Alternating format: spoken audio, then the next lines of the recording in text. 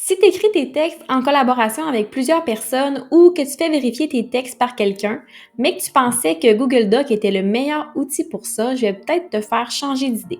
Notion a une fonction qui est peut-être encore moins connue, mais qui te donne des options intéressantes pour écrire des textes à plusieurs personnes. On regarde ça en détail dans cette vidéo. Donc, j'ai un exemple de texte ici et la fonction que je veux montrer, ça s'appelle suggérer des modifications. Donc, ça va permettre de venir suggérer à une autre personne des choses à modifier dans un texte et qu'elle puisse voir les suggestions pour les accepter ou les refuser. Donc, pour rentrer dans cette fonction-là, on doit aller en haut ici dans les trois petits points et on doit cliquer sur suggérer des modifications. Donc, une fois ici que j'ai cliqué dessus, je vais avoir l'étiquette suggestion activée. Ça veut dire que là, tout ce que je vais faire, ça va être en mode suggestion et non en mode modification standard, là. Donc, j'ai mon texte ici et si je veux suggérer des modifications à quelqu'un, j'ai juste à venir faire moi-même la modification puis ça va l'écrire en commentaire. Donc, par exemple, premièrement, je pourrais proposer de mettre du texte en gras, en italique, le souligner, le surligner. Donc, je vais prendre la partie de texte que je voudrais mettre en gras, par exemple. Je vais le faire ici, puis ça va me mettre en commentaire, comme si c'est moi qui avais écrit un commentaire qui disait « mettre en gras » cette phrase-là ici.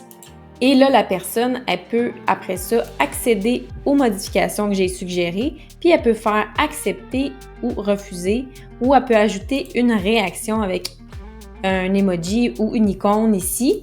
Donc, si j'accepte, ça va tout simplement me mettre le texte en gras automatiquement. À part ça, je peux mettre aussi du texte en format code. Donc, je peux placer le texte ici en format code et faire accepter. Ça va me le mettre sous ce format-là ici. Je peux aussi suggérer un ajout de texte. Donc, disons que je veux ajouter un nouveau paragraphe. Je peux l'écrire ici, j'écris mes phrases, toute la partie que je veux. Puis, ça va juste dire ajouter un saut de ligne, ajouter le texte que j'ai ici. Et si je refuse, il va tout simplement s'enlever. Je peux aussi suggérer de supprimer du texte. Donc, je vais juste sélectionner la phrase que je supprimerai et je vais carrément la supprimer comme si je supprimais du texte. Puis ça va m'écrire « supprimer cette partie-là ».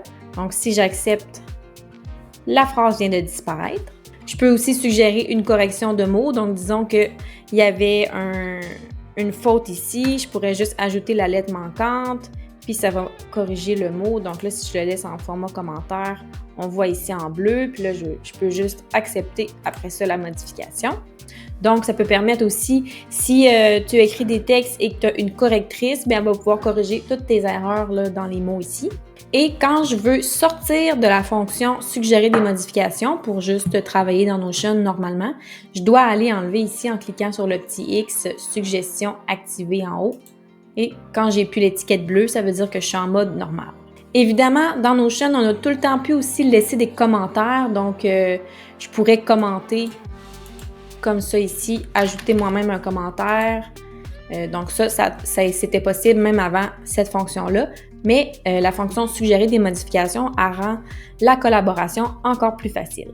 Si tu utilisais déjà Notion pour la gestion de tes tâches et tes projets, tu peux maintenant en faire encore plus avec un seul outil.